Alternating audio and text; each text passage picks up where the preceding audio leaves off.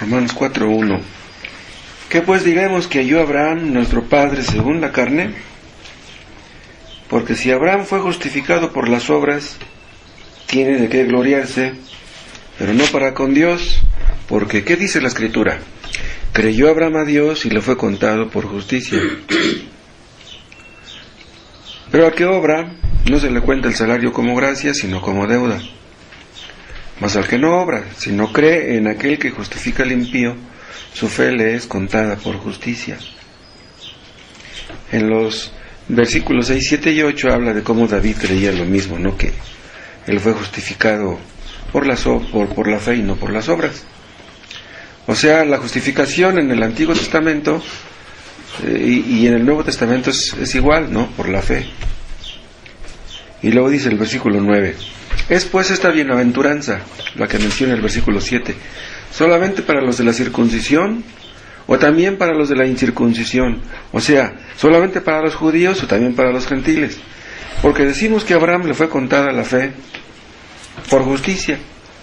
¿Cómo pues le fue contada?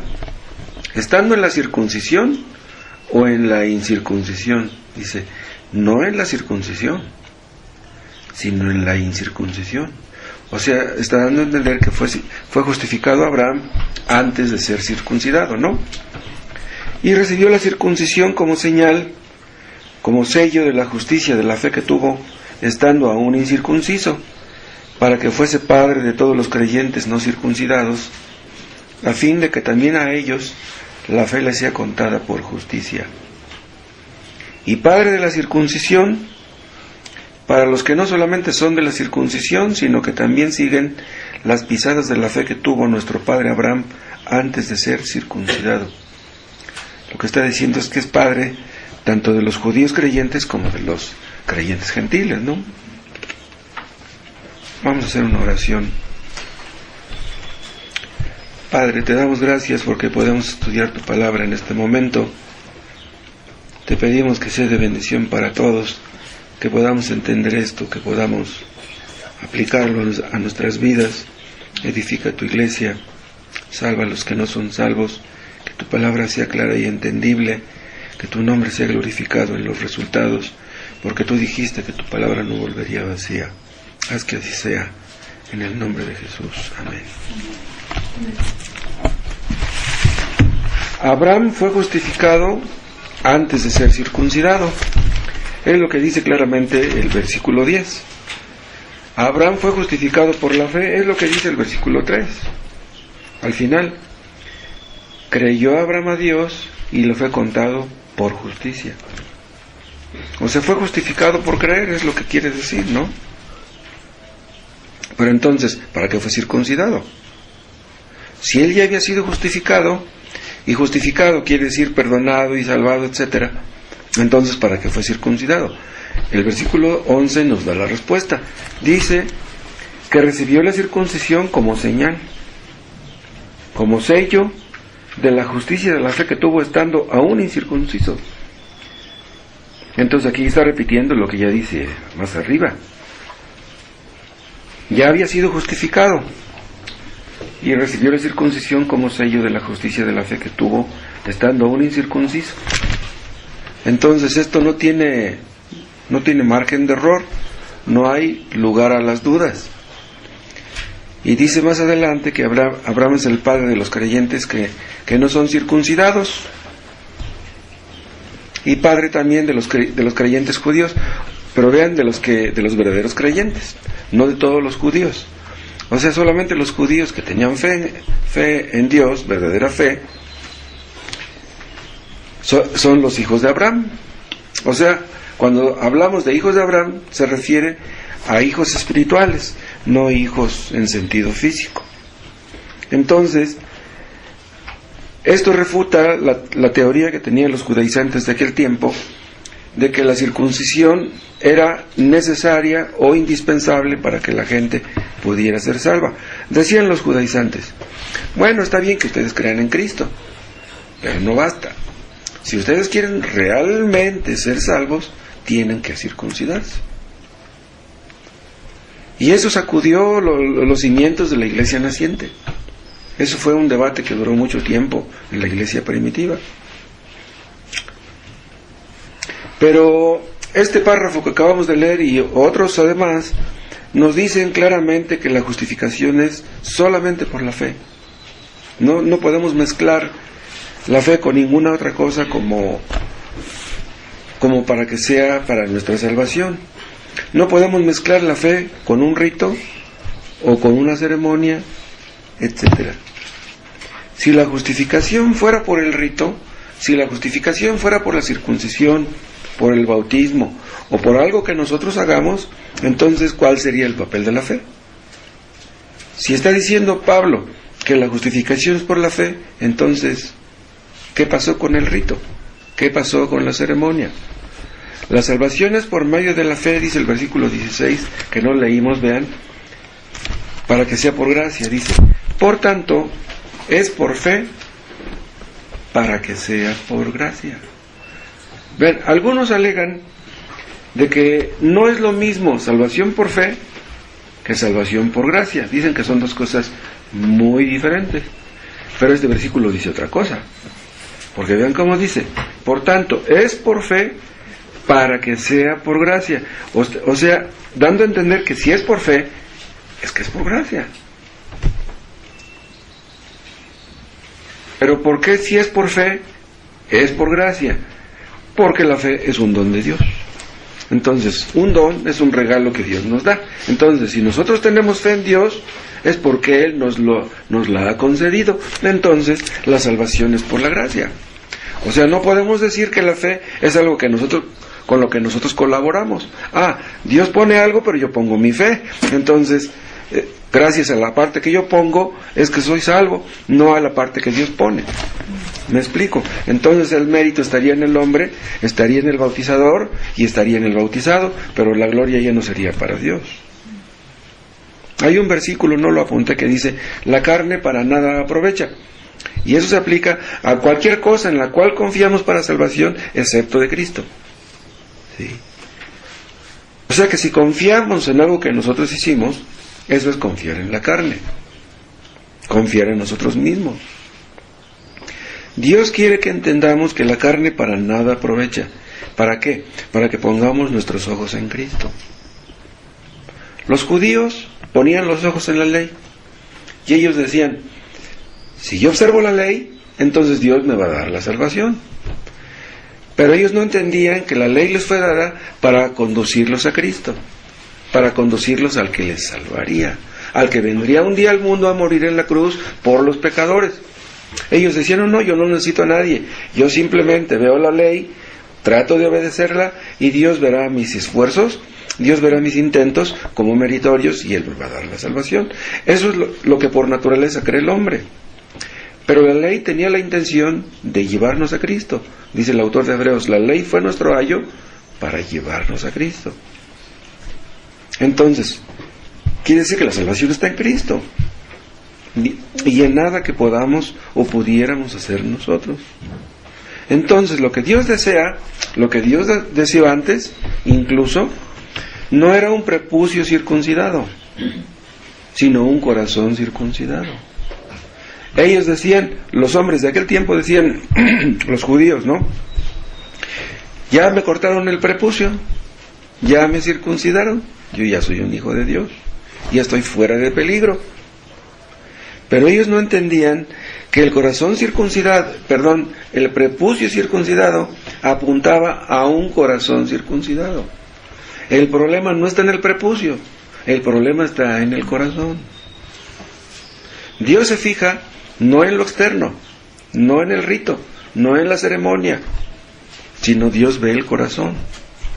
Dios espera un cambio en nuestro corazón. Es por eso que Cristo le dice a Nicodemo, si no naces de nuevo no puedes ver el reino de los cielos. Entonces el nuevo nacimiento es indispensable. La religión no salva. Los judíos tenían su religión, era el judaísmo. Ellos decían, tenemos la mejor religión de todas, entonces somos hijos de Dios. Pero Cristo le dice a Nicodemo, si tú no naces de nuevo, y todos los que son de tu religión no nacen de nuevo, no verán el reino de los cielos. Entonces, el tener una religión, el tener un cambio externo, eso lo hemos mencionado tantas veces, dejar de fumar, dejar de ir al baile, dejar el cigarro, dejar cosas por el estilo, eso no salva a nadie. Entonces la pregunta es, ¿has nacido tú de nuevo? Porque el hecho de que tú tengas una religión no basta para que tú seas salvo. Abraham fue salvo por dejar esto, por dejar aquello. No, Abraham creyó en Dios y le fue contado por justicia.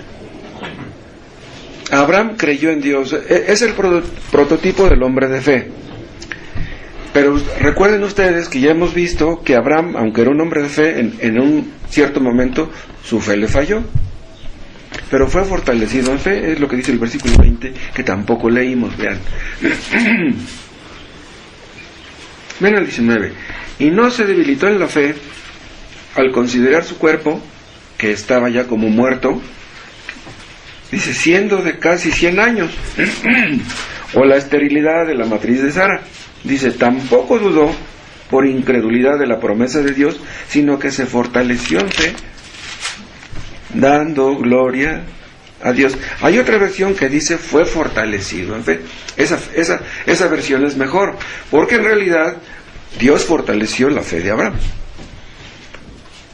La fue fortaleciendo poco a poco hasta que la perfeccionó, vamos a decirlo así. Y vean, aquí dice, sino que se fortaleció en fe. Si detuviéramos ahí la lectura, diríamos que él se fortaleció porque quiso, o que el mérito era de él en el hecho de haberse fortalecido en fe. Pero dice al final del versículo 20, dando gloria a Dios. O sea, el hecho de que él haya sido fortalecido en fe no fue para su propia gloria, sino para la gloria de Dios. Quiere decir que Dios le fortaleció en la fe. Y eso lo entendemos nosotros cuando la fe nos falla. En algún momento dado, a todos los creyentes la fe nos llega a fallar.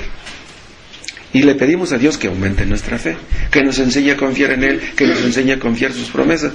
Y eso ocurre cuando estamos afligidos, cuando estamos necesitados, cuando no tenemos dinero, cuando no tenemos trabajo, cuando tenemos un problema de cualquier índole fuerte. Entonces le pedimos a Dios que aumente nuestra fe, porque en esos momentos nos damos cuenta que nuestra fe es muy pequeña. Pues eso le pasó a Abraham.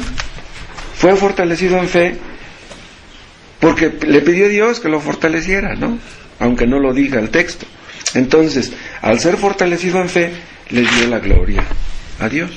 Entonces, en estos momentos de crisis, le pedimos a Dios que aumente nuestra fe.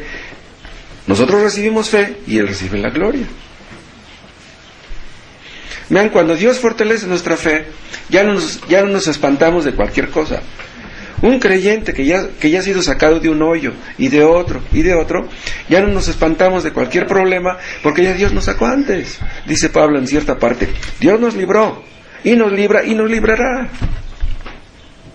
O sea, si ya he visto yo que Dios es todopoderoso y que Él está conmigo, Él no me va a dejar morir solo. Él me va a ayudar en este problema que tengo. Vean ustedes cómo la fe es algo sobrenatural. No es algo simplemente de, que pues me voy a resignar y voy a echarle ganas y voy a hacer como que no tengo ningún problema. Eso no funciona. La fe es algo que Dios da, es algo sobrenatural. Por eso le pedimos que lo haga, que nos aumente la fe, porque nosotros no la podemos aumentar. Vean, hay personas inconversas que pierden un ser querido y que no lloran, y dicen, pues ¿qué me gano con llorar? Pues ya se murió mi pariente, pues ya ¿qué hago? O sea, son gente luchona, gente esforzada, que ve las cosas con cierta objetividad, ¿no? Podríamos decir que está bien que sean así, pero esa no es fe. ¿Sí? O sea, es una cierta cualidad que tienen algunas personas, pero en sí esa no es fe. La fe es algo sobrenatural. Abraham le dio la gloria a Dios al creer que podía cumplir su palabra. Pero, ¿cumplir su palabra en qué sentido? En que Dios le daría un hijo. Pero ¿cómo si ya tenía casi 100 años? ¿Cómo iba a tener un hijo? Su mujer Sara pues, era casi de su misma edad. ¿Cómo era posible que pudieran tener un hijo? Pero Abraham, no estaba pensando en que ya estaba viejo o en que su esposa ya tenía su matriz muerta. Él estaba pensando, Dios me dijo, Dios me prometió que me daría un hijo. y Él puede cumplir su palabra, puede cumplir su promesa. Entonces le dio la gloria a Dios en ese sentido. Este hombre, al que les acabo de mencionar, que se le muere un ser querido, puede decir, bueno, pues nada me gano con estar llorando de que se murió mi mamá. Si supiera yo que mi mamá resucitaría llorando, pues lloraría, pero ¿qué me gano? Pero vean, en ese caso se está dando gloria a sí mismo, no le está dando la gloria a Dios. Imagínense un hombre de este tipo que no tuviera hijos y que tuviera 100 años. Su modo de ver la vida le ayudaría a decir, no, Dios puede darme un hijo todavía. No, un inconverso no puede pensar de esa manera. Pero Abraham creía que Dios le podría dar un hijo, a pesar de que ya no cabía esperar eso. En lugar de que cupiera que pudiera esperar un hijo, cabía esperar lo contrario. Eso es lo que dice el versículo el 19. Y no se debilitó en la fe.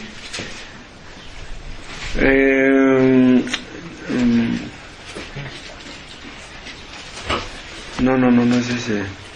Dice el 17, como está escrito, te he puesto por padre de muchas gentes delante de Dios, a quien creyó, el cual da vida a los muertos y llama las cosas que no son como si fuesen.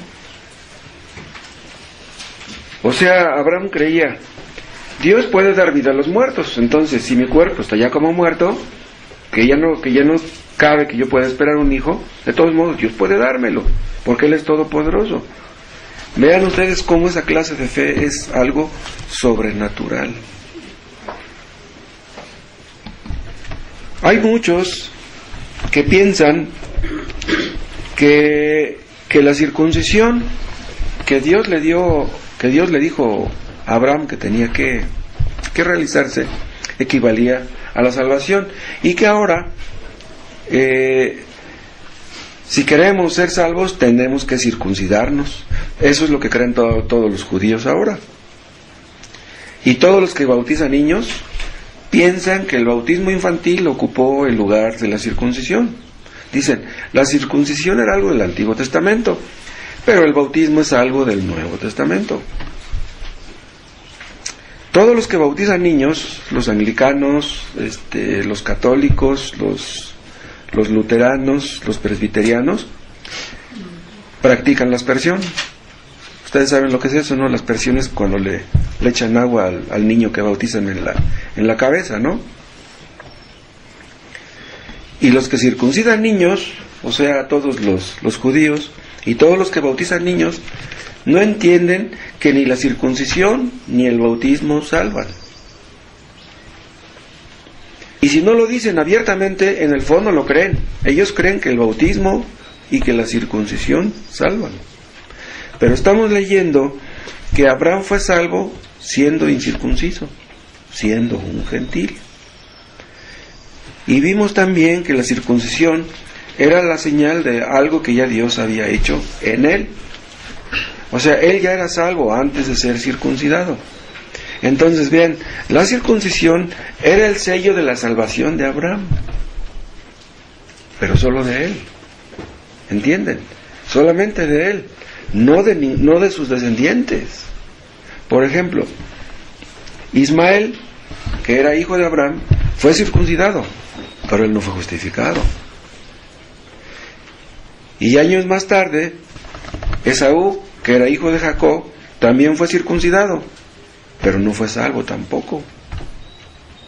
Entonces, los que piensan ahora que el bautismo salva, están confundiendo las cosas de una manera terrible. Ustedes saben, a los católicos dicen, tenemos que bautizar al niño porque está malito. ¿Qué tal si se nos muere?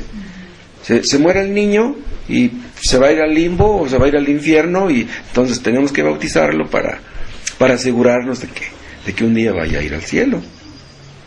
Pero es que ellos no entienden. Bueno, ¿cómo van a entender si sus mismos líderes no entienden? El bautismo, vean, es una señal de la justificación de los creyentes. Vean lo que les estoy diciendo. El bautismo es una señal pero no es la justificación. O sea, no es lo mismo decir que es una señal de la justificación que decir que esa es la justificación. En otras palabras, las personas que son bautizadas no por eso son justificadas.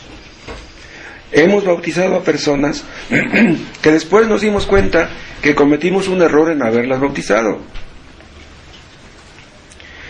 O sea, bautizamos a una persona que parece que ya fue justificada, pero el hecho de que la bauticemos no garantiza que ya fue justificada. Entonces, ¿cuál es la evidencia? ¿Cuál es la garantía de que una persona ya fue justificada? La morada del Espíritu Santo en él. Una persona que ya se arrepintió de sus pecados, que ya creyó en Cristo, tiene el Espíritu Santo, ya nació de nuevo.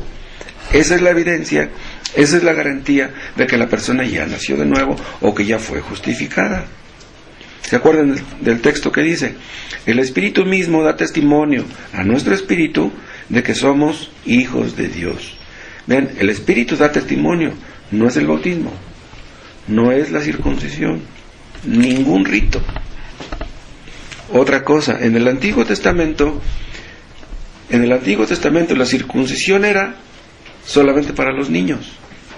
Obviamente las niñas no podían ser circuncidadas. Pero la justificación ahora es tanto para los niños como para las niñas. O sea, si un niño que tiene ya uso de razón se arrepiente de sus pecados, ese niño puede ser salvo.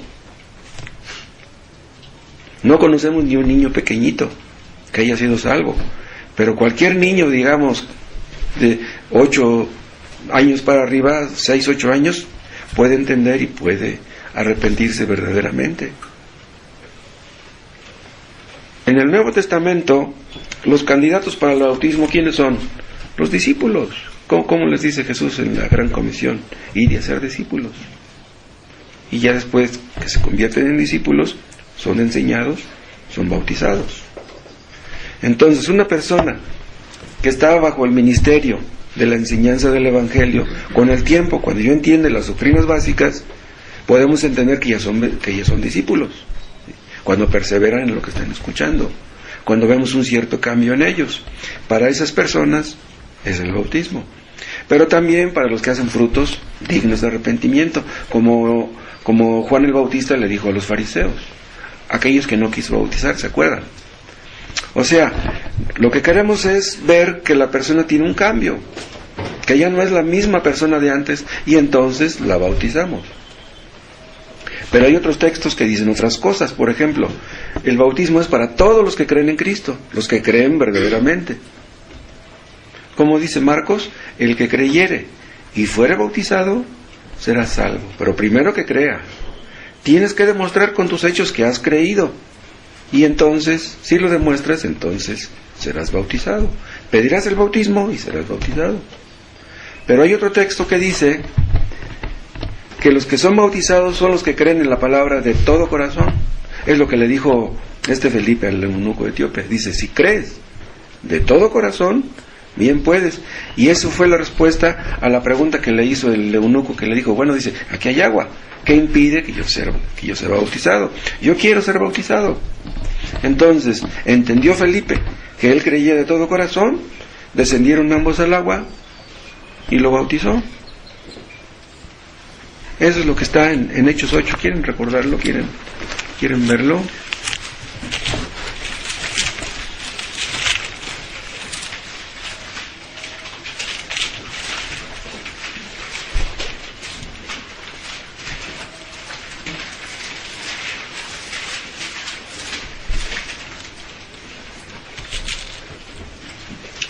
Lean desde el 29, Hechos 8, 29. El Espíritu dijo a Felipe, acércate y júntate a ese carro. Acudiendo Felipe, le oyó que leía el profeta Isaías y dijo, ¿pero entiendes lo que lees? ¿Quién le dijo a Felipe que se acercara a aquel carro? Fue el Espíritu. Ahora, ¿cómo se lo dijo? Pues no lo sabemos. Lo que sí les digo es que no fue cosa de los sentimientos, porque muchos confunden a sus sentimientos con el Espíritu Santo. Y él dijo, el eunuco, ¿y cómo podré ¿Cómo podré entender? Dice, si alguno no me enseñare, ven, ahí se ve su humildad, su disposición a ser un discípulo. Y rogó a Felipe, vean, que subiese y se sentara con él. Vean, no solamente le dijo una vez, le insistió. Y por eso Felipe aceptó. O sea, él vio que tenía todas las cualidades para ser un discípulo. Y el pasaje de la escritura que leía era este: como oveja a la muerte fue llevado, y como cordero mudo delante del que lo trasquila, así no abrió su boca. En su humillación no se le hizo justicia, mas su generación, ¿quién la contará? Porque fue quitada de la tierra su vida. Estos dos versículos están sacados de Isaías 53. O sea, lo que estaba leyendo el eunuco era Isaías 53. Cuando nosotros hablamos del Evangelio a una persona, es bueno preguntarle qué es lo que ha leído, qué es lo que ha aprendido, qué es lo que ha entendido, y a partir de ahí podemos desarrollar nuestro tema, porque luego vamos a visitar a una persona y no sabemos de qué le vamos a hablar. No debemos complicarnos tanto la vida, porque si elaboramos una lección, un estudio para una persona inconversa, tal vez ese estudio no sea el adecuado, tal vez nos parezca muy bonito, pero no sea el adecuado para esa persona. Dice el 34, respondiendo el eunuco dijo a Felipe, te ruego que me digas, ¿de quién dice el profeta esto? ¿De sí mismo o de algún otro? O sea, dice, este cordero mudo, que no abrió la boca delante del que lo trasquila, ¿a quién se refiere Isaías? ¿Se refiere al mismo o se refiere a algún otro? Entonces Felipe, dice el 35, abriendo su boca y comenzando desde esta escritura, le anunció el Evangelio de Jesús. Vean, todas las doctrinas convergen en este punto. Todas las doctrinas tienen que conducirnos al Evangelio de Jesús.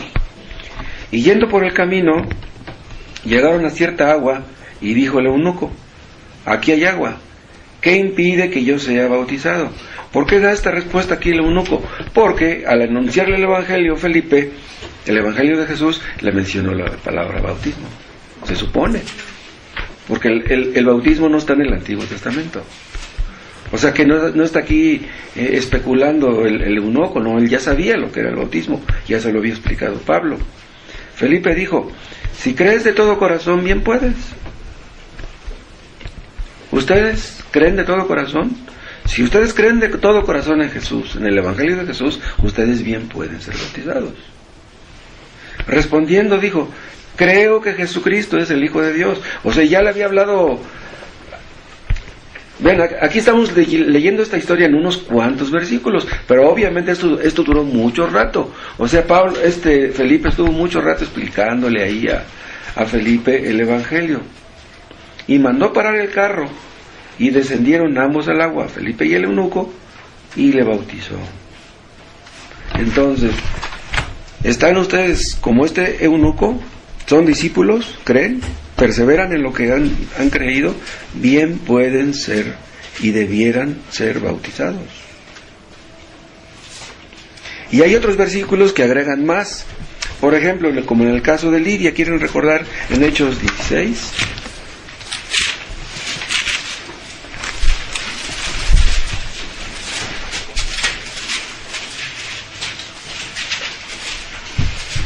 Aquí escribe Lucas, que acompañaba a Pablo en esa ocasión.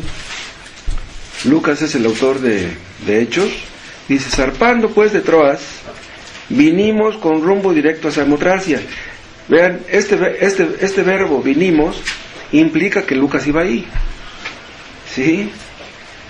Y el día siguiente a Neápolis, y de allá a Filipos, que es la primera ciudad de la provincia de Macedonia y una colonia, y estuvimos en aquella ciudad algunos días.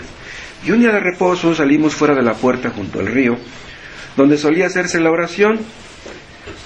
O sea, eran personas que conocían el Antiguo Testamento, que conocían al Jehová del Antiguo Testamento, y oraban a ese Dios.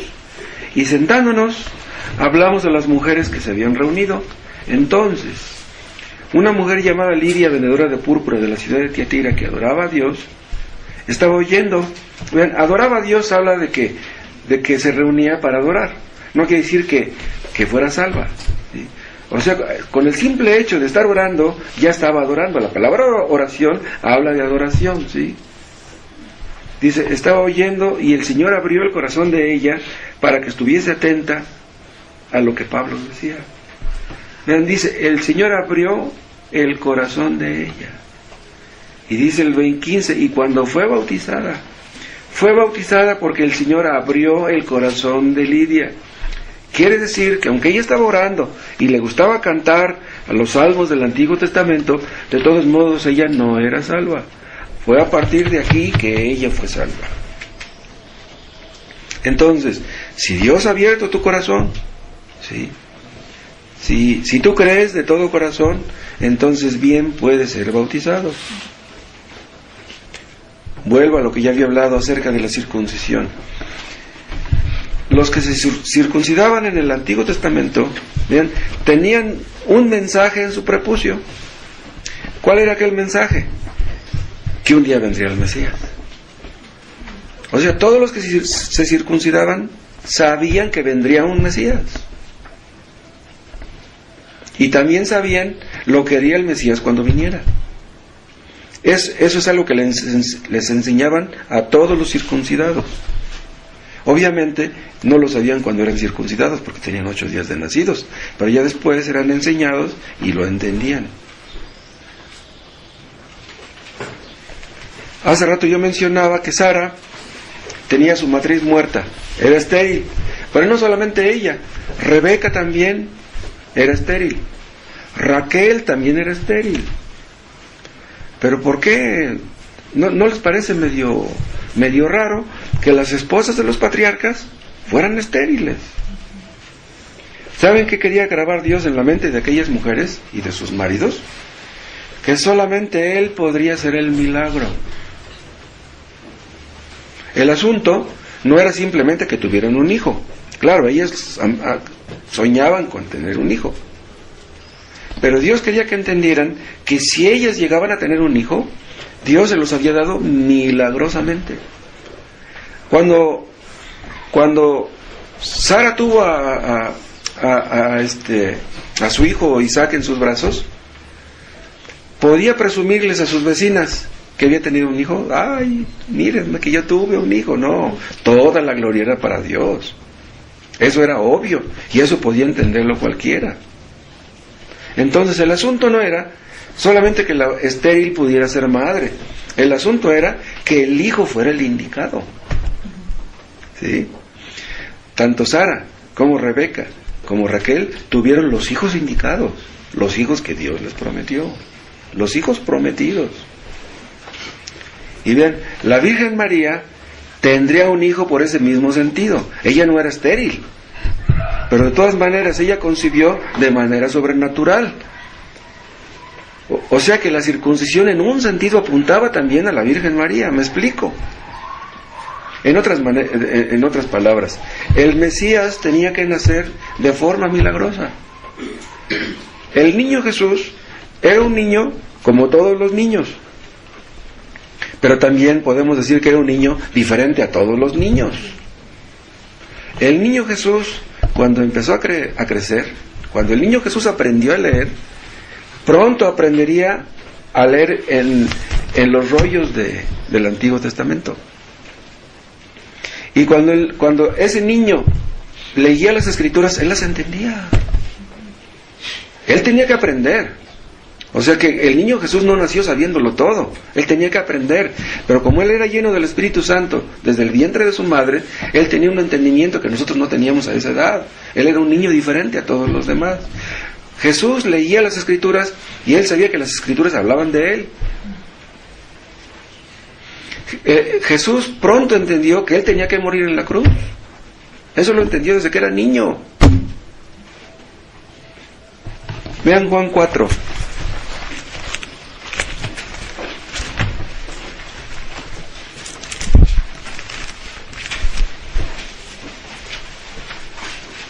Juan 4:21.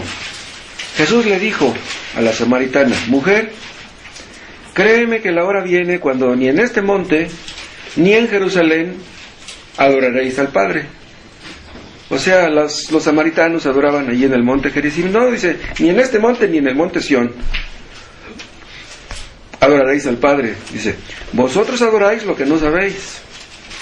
Porque pues los samaritanos tenían sus propios dioses allá en el norte, ¿no?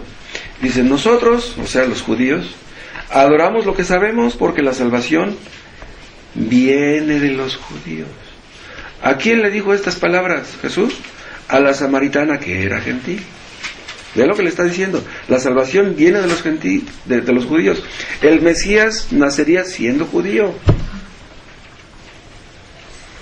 Entonces le está diciendo claramente, la salvación no viene de los samaritanos, viene de los judíos. Eso lo sabían todos los judíos fieles, los judíos verdaderos, los judíos creyentes. Cuando el niño Jesús nació, la mayoría de los judíos no entendían que él ya había nacido, pero había algunos cuantos que estaban esperando la consolación de Israel, que más o menos hacían sus cálculos. Parece ser el tiempo apropiado en que vendrá el Mesías. Se lo manifestó Dios a los pastores, y ellos lo entendieron Zacarías y su esposa. Entonces, ¿qué estoy diciendo? El Mesías tenía que nacer de forma milagrosa, de forma sobrenatural, igual que todos los hijos de las madres estériles. Y la circuncisión era un mensaje tanto a los judíos como a los gentiles, a todo el mundo, que la salvación viene de los judíos. Que todo el mundo entendiera eso. Jesucristo nació siendo un judío. Jesús nació en Belén de Judá o de Judea. Y vuelvo al tema del bautismo. El bautismo es un acto de obediencia. En aquel tiempo la circuncisión era un acto de obediencia, y ahora el bautismo es lo mismo, de obediencia y sumisión. En otras palabras, si una persona dice ser creyente, dice que tiene el deseo de obedecer a Dios, entonces tiene que pedir el bautismo. Y esa es la respuesta de una buena conciencia, lo que dice Pedro en Primera de Pedro. ¿Quieren verlo?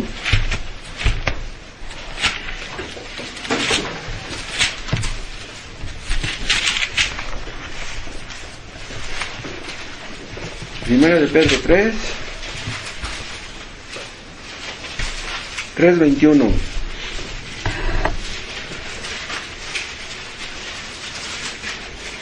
El bautismo que corresponde a esto, está hablando del arca de Noé, ¿no? En el capítulo anterior, nos salva, dice, no quitando las inmundicias de la carne. O sea, el bautismo no quita las inmundicias de la carne. El bautismo no salva, pues, ¿no? Dice, sino como la aspiración de una buena conciencia hacia Dios. O sea, ¿qué es el bautismo? Es la aspiración de una buena conciencia hacia Dios. O sea, aspira a tener una buena conciencia porque ya la tiene. ¿Sí? En otras palabras, nadie quiere estar realmente bien con Dios sino los que ya están bien con Dios. ¿Me explico? Cuando una persona desea de todo corazón obedecer a Dios, esa persona ya es salva. Hay muchos que tal vez no lo entiendan por ignorancia. Hay algunos que dicen, a lo mejor cuando yo sea salvo será cuando deje este pecado y este otro. Pero entonces, ¿necesitamos ser perfectos para ser salvos? Obviamente no, nadie es perfecto. Lo que podemos decir es que ningún pecado domina a un creyente verdadero, ninguno. Pero eso no es una contradicción. Pero aquí dice como la aspiración de una buena conciencia, pero hay otra traducción. En lugar de aspiración dice la respuesta de una buena conciencia. O sea, mi conciencia me dice que yo debo ser bautizado, yo quiero obedecerle. O sea, la respuesta o la reacción, también podríamos hacer esa traducción. Una persona que realmente quiere obedecer a Dios reacciona de esta manera: quiero ser bautizado, yo no quiero que haya algo entre Él y yo que impida mi servicio, mi comunión con Él, etc.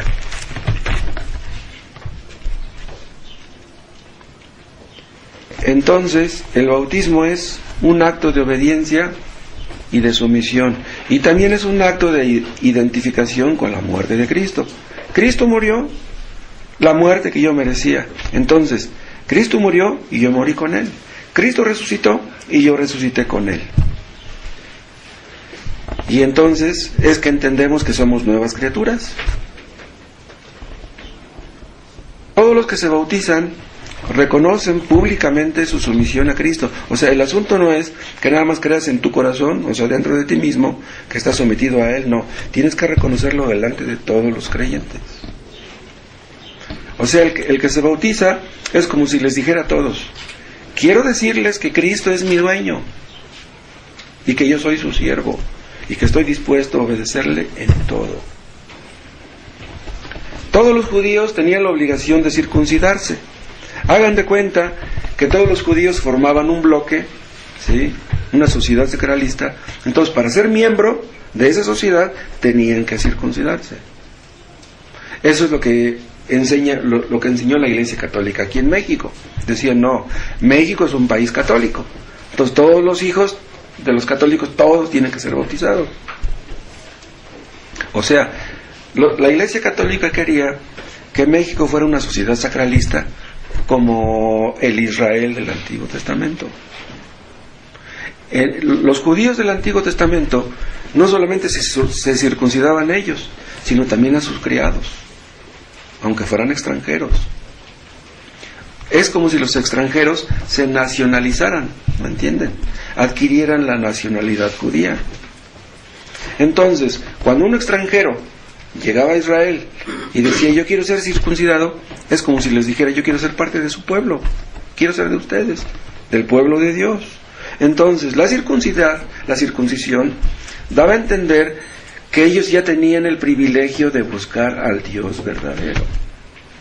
Es lo que estaba haciendo Lidia, la vendedora de púrpura. Pero ¿saben una cosa? Que la gran mayoría de los circuncidados del Antiguo Testamento nunca buscaron a Dios. Ellos decían: no, pues yo ya estoy circuncidado, ya estoy bien. No, pero una cosa era que fueran circuncidados y otra cosa era que ellos buscaran, creyeran y confiaran en Dios. Y ahora, en este tiempo, el bautismo es una señal de ser miembro de una iglesia cristiana. Vean lo que estoy diciendo, es una señal. Porque aunque en el papel un bautizado pertenece a la membresía, una persona bautizada puede pertenecer a la membresía de una iglesia y no pertenecer al reino de los cielos. ¿Me explico? El asunto no es que en sí tú pertenezcas a una iglesia. El asunto es que tú seas salvo. O sea, no por ser miembro de una iglesia cristiana una persona es salva. En el Antiguo Testamento la circuncisión no declaraba nada acerca de la condición espiritual de la persona, ni el bautismo tampoco ahora. Hay un dicho que dice: no caras vemos, corazones no sabemos. Bautizamos a una persona que parece que es cristiana, pero pues quién sabe cómo sea en su casa. Entonces, vean, la circuncisión declaraba algo acerca de la condición espiritual de Abraham, pero solo de él. ¿Me explico? O sea, la circuncisión de Abraham fue única. Esaú fue circuncidado, acuérdense, pero menospreció lo más importante. Le importó más aquel plato, aquella sopa de lentejas. La circuncisión, vean, de los judíos apuntaba a la necesidad de nacer de nuevo. O sea, le cortaban el prepucio a la persona, al hombre, y es como si le dijeran: lo que tú engendras, tú eres carne, lo que tú engendras es carne. Tú eres pecador, ¿qué van a hacer tus hijos? Pues pecadores. O sea, Dios quería que entendieran los judíos eso. Pero ellos decían: no, yo ya soy circuncidado, yo estoy bien. Pero Dios no quería enseñarles eso. Dios quería enseñarles que ellos eran pecadores. ¿Saben una cosa? Yo he platicado con personas que tienen 20 años escuchando el Evangelio y no entienden que son pecadores. Es increíble esto. No entienden. Creen que están bien. Podemos estar diciendo acerca de lo que es el pecado, de las consecuencias del pecado, de la pecaminosidad del pecado, y la persona no entender que es pecadora. Me refiero a no entenderlo en el corazón, porque tú puedes entenderlo en tu mente, que eres pecador, pero el asunto es, lo entiendes en el fondo de tu corazón, lamentas tu condición perdida, derramas lágrimas por tu pecado, lamentas que no amas a Cristo con todo tu corazón, lamentas que no le obedeces como Él lo merece. El bautismo simboliza la conversión de una persona, vean, simboliza la conversión de una persona, pero no la garantiza. Otra cosa, el bautismo simboliza nuestra unión con Cristo, pero tampoco la garantiza. En el Antiguo Testamento, la circuncisión era un símbolo de la separación de los pueblos idólatras. El que se circuncidaba decía, yo ya no soy de aquellos, ahora yo soy de estos. Y lo mismo pasa con el bautismo. El que se bautiza dice, yo ya no soy de ustedes, ahora yo soy de estos. Pero una persona bautizada, a pesar de serlo, puede amar más al mundo que a Cristo. Hay personas que son bautizadas que aman a Cristo un poco, pero que aman mucho al mundo. Los judíos del Antiguo Testamento, que eran circuncidados, si querían enredarse con una mujer gentil, la circuncisión era un freno. ¿Me explico? O sea, ellos sabían que si se enredaban con una gentil se iban a meter en graves problemas. Y una persona que se bautiza debe entender lo mismo. Si un inconverso que es visitante en esta iglesia cae en adulterio, ¿qué vamos a hacer? Bueno, pobre, pues ya cayó en adulterio, pero no es miembro de la iglesia. Pero si es miembro de la iglesia, ¿cómo vamos a reaccionar ante su adulterio? Y es muy diferente. A Dios le preocupan más los pecados de los creyentes que el de los inconversos. El bautismo es un símbolo de la muerte a nuestra vida de antes. Ya no podemos ser como antes, ya no queremos ser como antes. La circuncisión servía para mantener pura la descendencia de Israel. Y vean, la mantenía pura en sentido físico, pero no en sentido espiritual. Es como un creyente. Se bautiza, pero el hecho de que el creyente se bautiza no garantiza que sus hijos van a ser creyentes, ¿no? El otro día me enteré, no me acuerdo si se los comenté, alguien le dijo a una persona de nuestra iglesia, dice, el error, dice, de los bautistas es que creen que la salvación es un proceso. Dice, ese es un grave error de los bautistas, que creen que la salvación es un proceso. ¿Por qué dijo ese pastor eso? Porque ellos creen que la salvación es así. Bien, en un sentido, la salvación es así. En otro sentido, es un proceso. O sea, ellos creen que simplemente tú crees en Cristo, le entregas tu corazón a Cristo, le aceptas como tu suficiente Salvador, y ya eres salvo, ya, no hay problema. Pero ellos están engañados en ese punto. ¿Qué piensa una persona que llega a una iglesia pentecostés y que después de 2 meses de estar asistiendo, que casi no entiende nada, ¡pum!, lo bautizan? Dicen, tú ya eres un hijo de Dios. Pero ¿qué pasa después cuando vienen las luchas y vienen las caídas y vuelven a los mismos pecados de siempre? ¿Qué pasó? ¿Qué le dice el pastor? Bueno, pues tú tienes que creer que ya eres salvo. Tú di, yo soy salvo. Y si dices, yo soy salvo, verás como ya no vas a caer. No, aunque tú digas que eres salvo, vas a caer. ¿Por qué? Porque no tienes el Espíritu Santo. No has nacido de nuevo. Una persona que no ha nacido de nuevo tiene que estar cayendo y cayendo y cayendo en los mismos errores. ¿Por qué? Porque no tiene el Espíritu Santo. Entonces, bien, el error de estas personas es creer que la salvación es así. Tú repites una oración y ya eres salvo. Y que el diablo no te engañe diciéndote que no lo eres. Ya lo eres. Dicen estas personas que piensan como este pastor que les digo, dicen, en el Nuevo Testamento, en la iglesia primitiva, bautizaban a los candidatos así, rápido, y ustedes tienen que dejan pasar 1 año, 2 años para bautizar a una persona. ¿Ven? Es cierto, el día de Pentecostés, los apóstoles bautizaron a 3,000 personas. No anduvieron investigando a ver si tenían frutos dignos de arrepentimiento, los bautizaron así. Pero ellos tenían una luz, vean, que nosotros no tenemos. Y otra cosa, principalmente, los hipócritas no cabían en la iglesia primitiva. Los que se bautizaron el día de Pentecostés ya sabían a lo que le tiraban. Ellos iban a meter en problemas con la justicia, con la ley. Entonces, quieren decir estas personas aunque no llegan a ese extremo. Quieren decir que el día que una persona llega por primera vez a una iglesia de Pentecostés y levanta la mano y pasa al frente, ¿en ese momento ya puede ser bautizada? En ese momento, la primera vez que entra a la iglesia, no, ni ellos lo hacen. Acuérdense ustedes por qué Juan el Bautista no bautizó a aquellos fariseos que pedían el bautismo. Les dijo, vayan y hagan frutos dignos. Cuando hagan esos frutos dignos, vengan y entonces los bautizo. Acuérdense del joven rico. El joven rico dice, Señor, ¿qué mandamientos debo guardar para ser salvo? Y Jesús le dice, pues los mandamientos, ¿sabes? Mira, no hurtes, no mates, no adulteres. Pues yo guardo esos mandamientos. ¿Y qué le dijo Jesús? Pues nomás una cosa te falta. ¿Nomás una cosa le faltaba? No, le faltaban todas las cosas. ¿Por qué Cristo no bautizó al joven rico? En la iglesia de Pentecostés lo hubieran bautizado corriendo, y como era rico, no.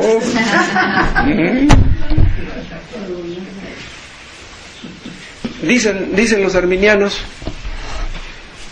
¿cómo es que ustedes bautizan a una persona cuando hace frutos dignos? Ustedes no ven el corazón. ¿Cómo saben que si los frutos son dignos o no son dignos? Es cierto, nosotros no vemos el corazón, pero más o menos podemos darnos cuenta cuando una persona es salva. Nos hemos equivocado. Hemos bautizado a personas que parecían haber dado evidencias de salvación, pero que no eran salvas. Pero gracias a Dios han sido pocas ocasiones así. Aún los apóstoles se equivocaron. Los apóstoles bautizaron a personas que no debieron de haber bautizado. Vean en Filemón.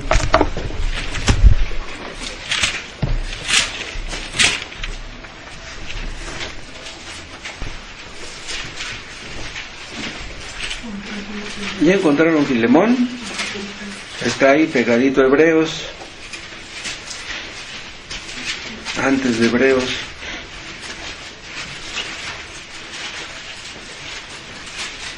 Vean lo que dice el versículo 24. Dice, Marcos, Aristarco, Demas y Lucas, mis colaboradores. Vean, ¿a quién reconoce aquí Pablo como su colaborador? A Demas, al igual que a Lucas. Lucas es el que escribió Hechos. Ahora vean, ¿qué pasó con Demas? ¿No abandonó a Pablo? ¿Amando más al mundo? Entonces, fue su colaborador durante mucho tiempo y a fin de cuentas volvió al mundo. Y si era su colaborador es que lo había bautizado primero, de otra manera no hubiera sido su colaborador, pues lo bautizó. ¿Y cómo terminó? Y vean 2 de Timoteo.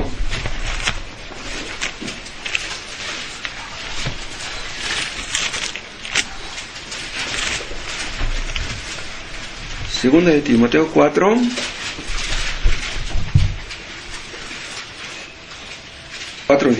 Aquí está el versículo que les citaba. Porque Demas me ha desamparado, amando a este mundo, y se ha ido a Tesalónica. ¿Qué fue a hacer Demas a Tesalónica? Es que Tesalónica era una de las ciudades más deslumbrantes de aquel tiempo. Dicen, no, ahí está la vida nocturna. Allá hay cines y teatros. Allá hay billares, allá hay fiestas. Por eso se fue Demas ahí. Entonces, cuando bautizaron a Demas, vean, su corazón estaba en el mundo. Y es posible que una persona venga al culto y que no entienda bien lo que está escuchando, porque su mente está en el mundo. Tengo que ir a comprar tal cosa, y necesito aquello, y voy a ir a pagar lo que debo, voy a ir a cobrar lo que me deben, y lo que está escuchando la predicación no le sirve de nada, porque su mente y su corazón están en el mundo. Y luego termina la predicación. Oye, ¿de qué se trató la predicación? Ya ni me acuerdo. Pues creo que parece que habló de la circuncisión. Una persona puede estar escuchando la predicación constantemente, cerca de la salvación y lejos al mismo tiempo.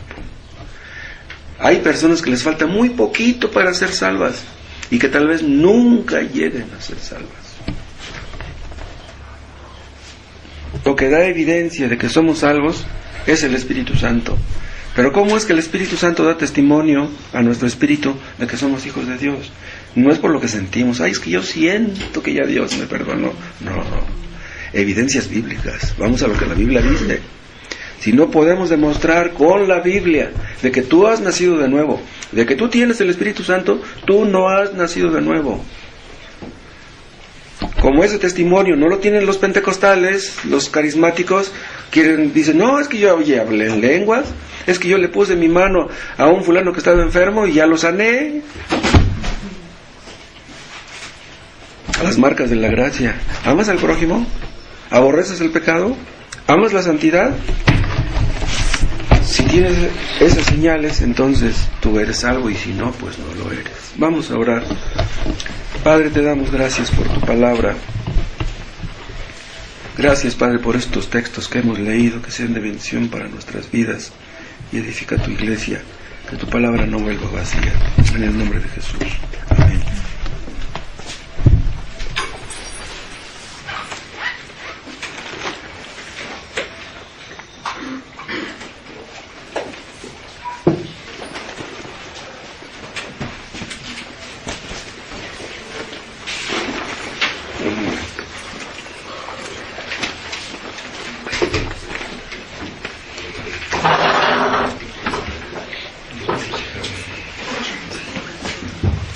Luciano.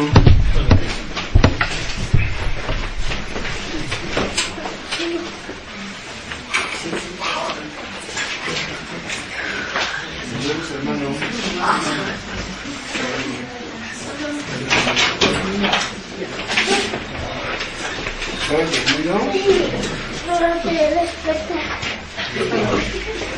Yo te traía unos carritos, pero decía yo, como estaba nuevo, ya no le voy a dar nada. La otra vez te traje unos y como no viniste, me los comí yo. Bueno, mejor no, que subí de peso fui yo y no tú, ¿no? ¿Cómo se dice?